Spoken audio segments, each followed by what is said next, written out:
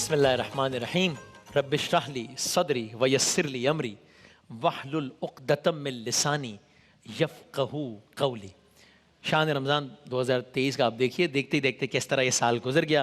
میں بہت زیادہ شکر گزار آپ سب لوگوں کا کہ جنہوں نے سارا سال اس سیگمنٹ سے متعلق بھی اپنی رائے دی، اور مجھے بہت اچھا لگتا ہے کہ جب لوگ بتا رہے ہوتے ہیں کہ ہم نے سیگمنٹ میں فلاں قصہ سنا، بچوں کو سنایا، بچوں کے ساتھ بیٹھ کے دیکھا، تو میری لرننگ ہو رہی ہوتی ہے سب سے زیادہ، اور اگر اس میں سب شامل اگر ہو جاتے ہیں کچھ لوگ تو یہ بہت اچھی بات ہے، اور اللہ تعالیٰ اس سلسلے کو یوں برقرار رکھے انشاءاللہ۔ آپ سب دوستوں کا بہت شکریہ، آپ لوگوں کی موجودگی کی وجہ سے بڑا حوصلہ بڑھ جاتا ہے، یقین جانیے، اور آپ لوگ بھی اپنا فیڈ بیک دیتے ہیں تو بہت نوازش، بہت بہت شکریہ آپ سب لوگوں کا، اور انشاءاللہ اللہ تعالیٰ اس سلسلے کو ایسے ہی جاری رکھے انشاءاللہ۔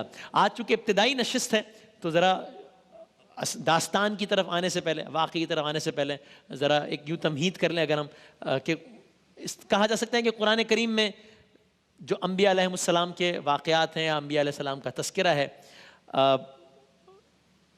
3 طریقوں سے کیٹیگرائز کیا جا سکتا ہے ایک اعتبار سے۔ مثلا ایک قسم ہے انبیاء علیہ السلام کی جن کی قومیں ان پر ایمان نہیں لائیں اور پوری کی پوری قوم تباہ کر دی گئی۔ نوح علیہ السلام کا واقعہ آپ نے سنا ہے، ہود علیہ السلام کا قوم کے پر عذاب آیا، صالح علیہ السلام کا، قوم سمود، قوم عاد، قوم حضرت شعیب علیہ السلام، حضرت لوط علیہ السلام کی قوم، یہ ایک قسم ہے۔ پھر ایک اور قسم، اللہ تعالیٰ نے حضرت ابراہیم علیہ السلام کو تمام انسانوں کا امام بنایا، امام الانبیاء حضرت ابراہیم علیہ السلام کی کیا کہنے، اور پھر نبوت اور رسالت ابراہیم علیہ السلام کے خانوادے میں رکھ دی اللہ تعالیٰ نے۔ تو ابراہیم علیہ السلام کے 2 بیٹے، اسماعیل علیہ السلام، اسحاق علیہ السلام۔ ابراہیم علیہ السلام امام الانبیاء، یعنی ابراہیم علیہ السلام کو یہ منصب عطا ہوا اور انسانوں کا امام بنایا، اور پھر ابراہیم علیہ السلام کے 2 بیٹے، حضرت اسماعیل علیہ السلام، حضرت اسحاق علیہ السلام۔ تو ابراہیم علیہ السلام نے اپنے ایک بیٹے اسماعیل علیہ السلام کے ساتھ خانہ کعبہ تعمیر کیا، اور اسماعیل علیہ السلام کو اس کا متولی بنایا، مکے میں آپ نے قیام کیا، وہاں پر آپ کے 12 بیٹے پیدا ہوئے۔ یہ 12 بیٹے کہلائے بنی اسماعیل، اسماعیل علیہ السلام کے بیٹے، یعنی ابراہیم علیہ السلام کے بیٹے اسماعیل علیہ السلام، ان کے بیٹے بنی اسماعیل۔ اور سرکار دو عالم احمد مجتبیٰ محمد مصطفیٰ صلی اللہ علیہ وآلہ وسلم آپ ہی کی نسل میں پیدا ہوئے، خاتم النبیین آپ، یعنی مطلب یہ ہوا کہ جو نبوت آدم علیہ السلام سے شروع ہوئی وہ محمد مصطفیٰ صلی اللہ علیہ وآلہ وسلم پر ختم ہوئی۔ تو یہ ایک بیٹے ابراہیم علیہ السلام کے، اسماعیل علیہ السلام، ان کی نسل بنی اسماعیل۔ اب آئیے اسحاق علیہ السلام پر۔ اسحاق علیہ السلام کے بیٹے یعقوب علیہ السلام، یعقوب علیہ السلام کے 12 بیٹے، اور چونکہ یعقوب علیہ السلام کا لقب تھا اسرائیل، تو ان کی جو نسل تھی وہ کہلائی بنی اسرائیل، جس کا ہم بہت تذکرہ بھی سنتے ہیں۔ یعقوب علیہ السلام کا لقب اسرائیل، تو ان کی نسل بنی اسرائیل۔ تو یہ وہ واحد نبی ہیں، یعنی یہ کہ جن کا قصہ قرآن مجید میں ایک ہی مقام پر ایک ہی سورے میں یکجا کر دیا گیا۔ اور میں نے جب یہ پڑھا تو بڑا لطف لیا، قرآن مجید میں اتنے قصائص ہیں انبیاء علیہ السلام کے، اور کیا کہنے، ایک سے بڑھ کر ایک قصہ، لیکن خود قرآن نے ہی اس کو احسن القصص کا، احسن القصص، وہ تمام قصوں میں حسین ترین قصہ، یعنی یوسف علیہ السلام خود حسین ترین، کیا کہنا ہے، یوسف علیہ السلام کے قصے کو حسین ترین قصہ کہہ دیا قرآن پاک، احسن القصص۔ بائبل میں بھی یہ قصہ ایک انداز سے موجود ہے۔ تو یعقوب علیہ السلام کو اللہ تعالیٰ نے 12 بیٹے عطا فرمائے۔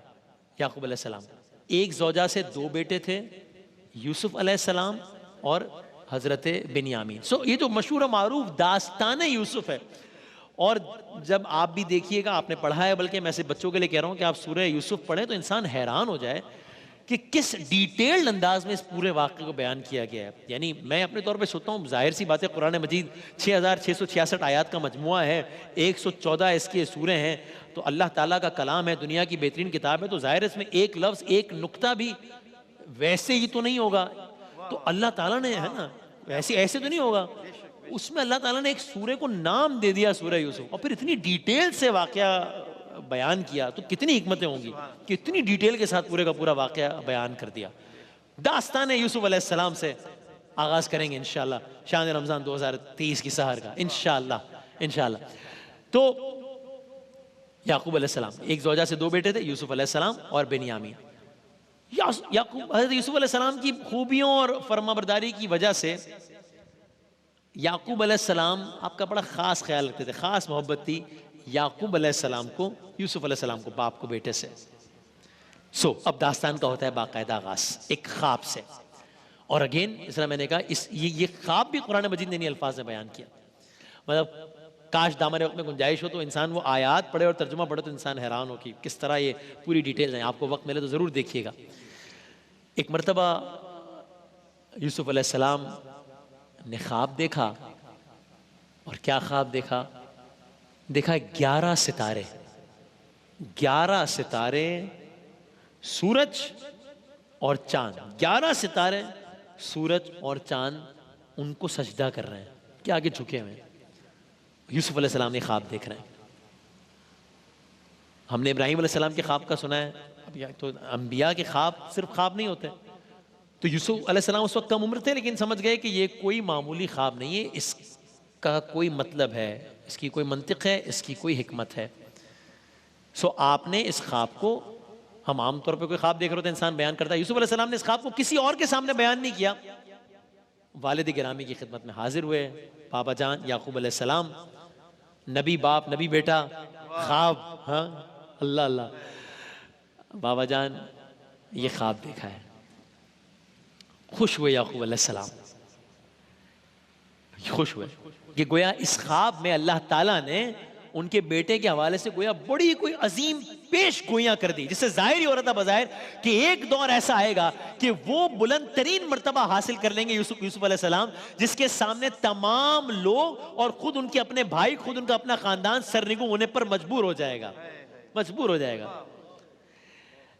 لیکن یعقوب علیہ السلام کو اس بات کا بھی پتا تھا کہ یوسف علیہ السلام کے اپنے بھائی حاسد بھی تھے ان سے. اب میں الگ الگ جگہوں پر پڑھتا ہوں کہ سورہ یوسف میں پتہ نہیں کیا کیا، یا داستانہ یوسف میں کیا کیا لیسنز ہیں، تو وہ تو علماء کرام بتائیں گے کیا لیسن. مجھے اپنے طور پہ سمجھ میں آتا ہے کہ ایک one of the many lessons یہ بھی ہے کہ یہ حسد، اللہ تعالیٰ مجھے آپ کو سب کو اس سے محفوظ رکھے کہ انسان بھائی کا دشمن ہو جاتا ہے، اور دشمنی کس حد تک جاتی ہے آپ دیکھیے گا. تو یوسف علیہ السلام نے خواب دیکھا ہے، یعقوب علیہ السلام کو بتایا ہے. یعقوب علیہ السلام جانتے ہیں کہ یوسف علیہ السلام کے بھائی ان سے حسد کرتے ہیں. یہ بھی جانتے ہیں کہ اگر یہ خواب ان بھائیوں کو معلوم ہو گیا تو بھائیوں کے حسد میں اور بغض میں اور اضافہ ہوگا. اور یہ نہ ہو کہ وہ یوسف علیہ السلام کو نقصان پہنچا بیٹھے. یعقوب علیہ السلام نے یوسف علیہ السلام کو اس بات سے منع فرمایا کہ آپ نے اس خواب کو کسی بھائی سے ڈسکس نہیں کرنا ہے، بیان نہیں کرنا. بات ختم ہو گئی، دن گزرتے گئے. لیکن اس خواب کے بعد جہاں یعقوب علیہ السلام کی محبت و الفت یوسف علیہ السلام سے بڑھتی گئی، کیونکہ ایک تو ویسے ہی بڑی محبت تھی، اب خواب دیکھا ہے، خواب بیان کیا ہے، تو یہاں محبت بڑھتی گئی جو کہ obvious بھی ہو رہی تھی. وہاں ایک اور کام ہو گیا، وہاں باقی 10 بھائیوں کے دلوں میں بغض، نفرت اور حسد میں بھی اضافہ ہوتا چلا گیا. دو کام ہو رہے ہیں، یہاں الفت بڑھتی جا رہی ہے، وہاں حسد بڑھتا جا رہا ہے. تو ہونا تو یہ چاہیے تھا کہ انہیں اپنے چھوٹے بھائی یوسف علیہ السلام کے کردار، صفات اور خاص طور پر ان کے حسن، بڑے حسین تھے یوسف علیہ السلام، کیا کہنے اس نے یوسف. تو ہونا ہی چاہیے تھا کہ ان کے حسن یعنی صورت و سیرت میں کمال ہونے پر ان سے محبت بڑھا دیتے، وہ الٹا حسد کرنے لگے. اور حسد کی ایک بنیاد یہ بھی تھی کہ ہمارے والد یوسف سے کیوں زیادہ محبت کرتے ہیں. اور جب حسد اپنی انتہا کو پہنچتا ہے تو پھر یہ قدم آگے جاتا ہے، پھر یہ انتقام میں بدل جاتا ہے. اب یہاں پر بھی یہ ہوا. اب یہ سارے بھائی ایک اپنے طور پر میٹنگ کر رہے ہیں. میٹنگ کا ایجنڈا کیا ہے؟ یوسف علیہ السلام کو نقصان پہنچانا. ایک خفیہ میٹنگ ہوئی، ایک خفیہ گویا محفل منعقد کی گئی جس میں ایک فیصلہ ہوا. فیصلہ کیا ہوا؟ ایجنڈا کیا تھا کہ یوسف علیہ السلام کو ان کو کس طرح نمٹنا ہے ان سے. فیصلہ کیا ہوا؟ فیصلہ یہ ہوا کہ اگر بابا جان کی، اگر یعقوب علیہ السلام کی محبت اور توجہ حاصل کرنی ہے تو درمیان سے یوسف علیہ السلام کو ہٹانا پڑے گا. ان کی موجودگی میں ہم یعقوب علیہ السلام کے قریب نہیں ہو سکتے. تو یعنی کہ یوسف علیہ السلام کو راستے سے ہٹانا. یہ اپنے بھائی منصوبہ بندی کر رہے ہیں، منصوبہ طے پا گیا.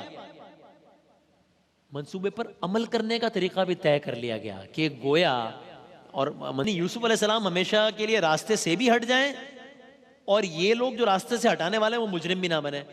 اور باپ بالآخر صبر کر کے روئے گریا کرے گا، پھر صبر کر کے کیا کرے گا تو اپنا محبت اور توجہ باقی بھائیوں کی طرف منتقل کر دے گا. سو یہ طے ہو گیا کہ اس انداز سے یہ بھیانک سازش اب تیار ہوتی ہے اور اب اس سازش پر عمل درآمد کے وقت کا آغاز ہوتا ہے. سب سے پہلے تو یہ کہ یہ بھیانک سازش تیار کیا ہوئی، ہوا کیا کہ بھئی راستے سے ہٹانا کس انداز سے ہے، یہ سازش کیا تھی.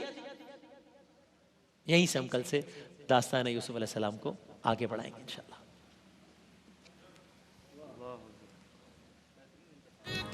بانٹ لو ہر خوشی، ہاں یہی ہے عبادت، یہی بندگی. شان رمضان کی رونق رہے کو